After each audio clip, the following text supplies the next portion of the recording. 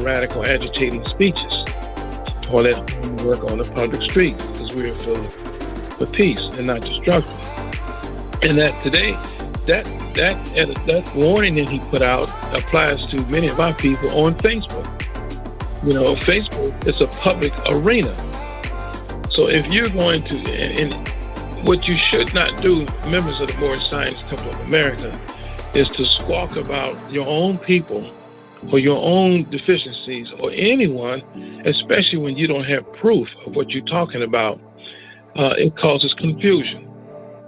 So that's an area that you need to be comfortable in. Talk about things that you can prove, that the people can research for themselves and they can learn for themselves. The Free National Constitution that was for us, there's no need for the 14th and 15th Amendment, because when you get back into the 13 original states, Massachusetts, New Hampshire, New York, Pennsylvania, North Carolina, South Carolina, you get all those 13 different states, those different original states. They were governed by Native Americans who were sovereign. To this day, they were governed by not the Cherokee tribe, but the Cherokee Nation, especially when you get into North Carolina and South Carolina, especially North Carolina. And these states, these sovereign people reached a deal, many of them with the British and a lot of Europeans that wanted to come over here and colonialize our lands. And the land, contrary to what most people think, 80 to 90% of the land that many of us are calling states, like some of them I just named, are leased land. They were not taken from our people who are already here. They are leased lands, and you can find that information out in U.S. treaties and codes. And there are about 12 volumes of every code and treaty that was made with any sovereign country, any sovereign people, particularly the Cherokee, the Chippewa, the Mohican. I mean, when you get into U.S. treaties and codes, it names an enormous amount of treaties that were made with the people here, the nations, in turn for finance, for checks that comes from the U.S. Department of Interior, or they call it Indian Affairs, where they leased the land for 100, 200 years, 300 years. It was long lease. Some lease are there lasting to today. I mean, there's some parts you can go into North Carolina and even Florida, and you think you're on the land. They have the streets, they have the infrastructure there for these cities and townships, but that's all leased land. And when the lease runs out, then they have to leave. Now, to give you a good example, I think it was maybe 15, 20 years ago, a certain nation of Native Americans leased some land near New York, and the lease ran out. And most of the business people didn't know what they would do. It says, well, what are we going to do? The lease is running out. But they struck a deal. Now, I guess about 35 years ago, maybe 5 to 30 years ago, I ran into a gentleman named Scott. He was a heavy-set, dark olive brother who was wheelchair bound. And I had a business of bringing groceries to the people in the senior citizens' home who were housebound. I'm sorry, his last name was Willie, and he was an avid snuff digger. He liked to have snuff and spit all the time. So we were talking one day, and I was saying, I'm reading a lot about the Native Americans, and I'm understanding things that I didn't know before. I says, one thing I'm understanding is that the Native American tribe called the Nanticoke, which comes out of New Jersey, were very dark and very nappy hair, and and they had to have special papers to move around in the parts of what is now called America. And so Willie says, "Well, I'm going to go upstairs and I'll come right back." He said, "I'm going to show you something, and it's going to change your mind." I said, "Okay." So he went upstairs. He came back with in his wheelchair, and he gave me a letter that he had received from the United States Department of Interior. And it says in short, "We apologize that you didn't get your last month's check. We're going to double it up and make sure you get this check as a bona fide member of the Blackfoot tribe." I says, "What is this, Willie?" He says, "Well, I'm Native American." And if you saw him, you would think, you would know. If you just looked at his physical appearance, he just looked like a regular brother on the corner or going back. You wouldn't know. You would not know. And I said, "What is this about, Willie?" He says, "Well, we lease land to the United States of America. And when any of us are born, we are registered, we get a number, and they have to give us a check once a month for the land that we lease." So, and then when I heard him say that, I went to the law library at Chicago State University and looked at the U.S. treaties and codes, and I was amazed about all the different treaties and codes that were made with the so-called Native American for leasing the land that they had, and it's still leasing to this day. But this is fallacy that many of our people period, think, "Oh, they took all the land from the so-called Indians." I said, no. The facts and fiction is two different things. If you got the facts, then you got the information. If you got fiction, you got hearsay, and hearsay can take you where you don't really need to be. Okay, so my grandfather was half Cherokee and Choctaw in Mississippi, and he had freedom to do anything that he wanted to do. And when they wanted to address him, they addressed him with dignity. From what my relatives tell me, because he knew and they knew who he was.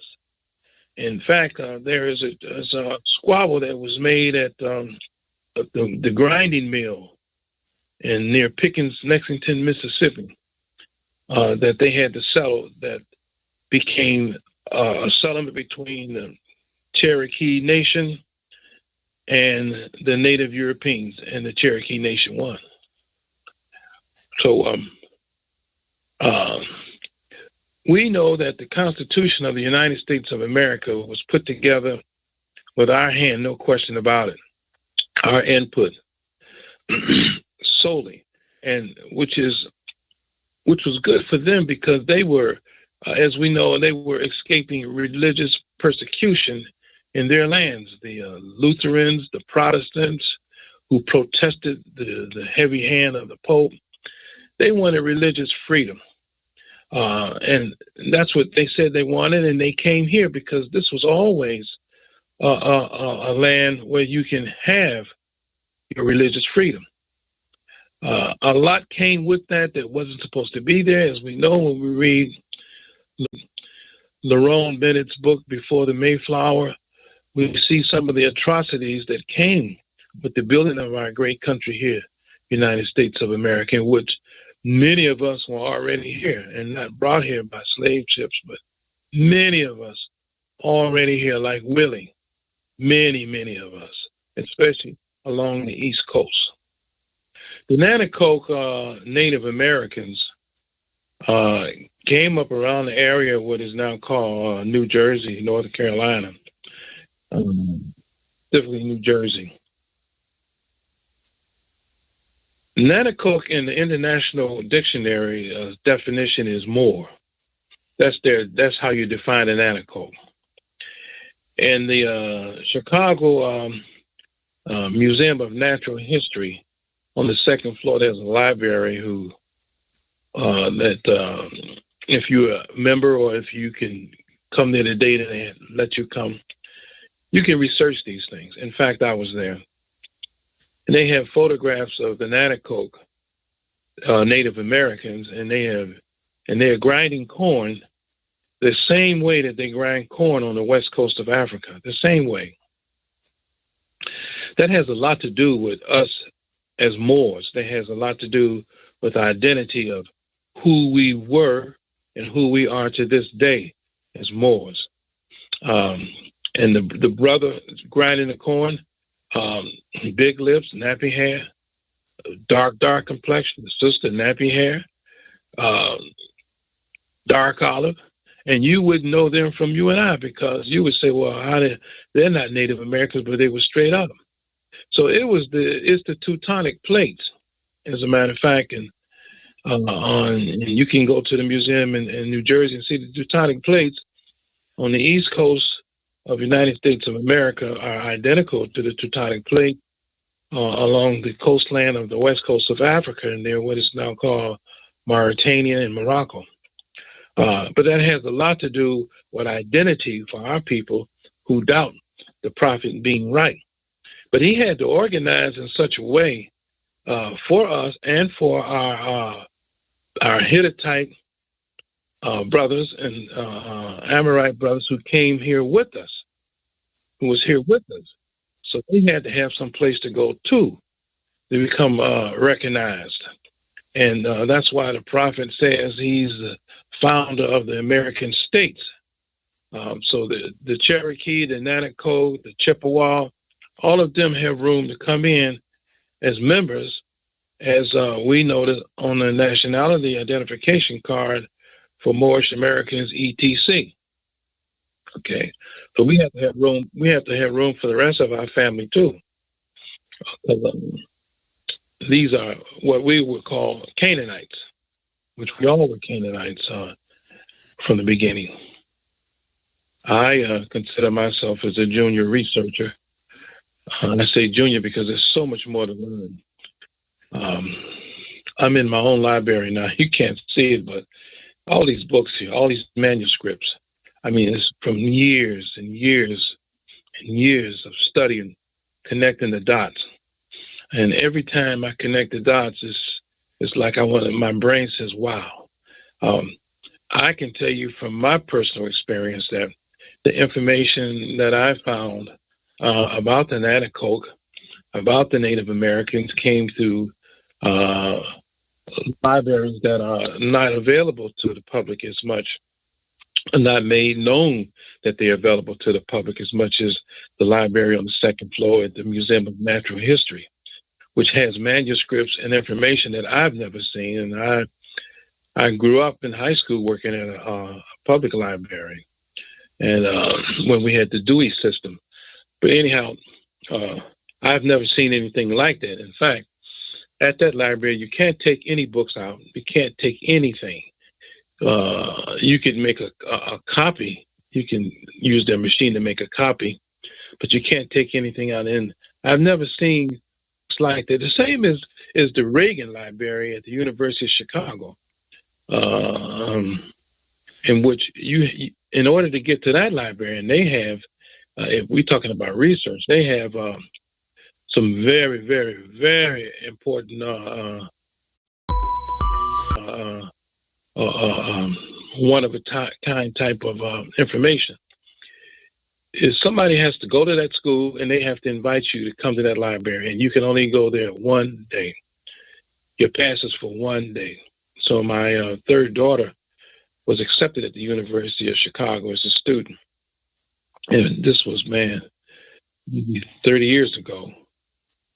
Anyway, I came to that library and I said, well, we have a rare piece here at this library. We have one of the animal skins encased in a casing of where they wrote some things that the Prophet Muhammad wrote down that later became part of the Quran. We know that he wrote a lot of, he had the people were writing down on lamb skins and animal skins of the things that he said. And it was, I think, Uthman Ali Usman who compiled all that together, And also they had literature there, they had books there that were put together by needle and thread that you can't find. They were bound like that. The binary wasn't as sophisticated uh, then as it is now. You talk about research. The information is there, but you just got to know how to get it and when to get it. For those who want to know.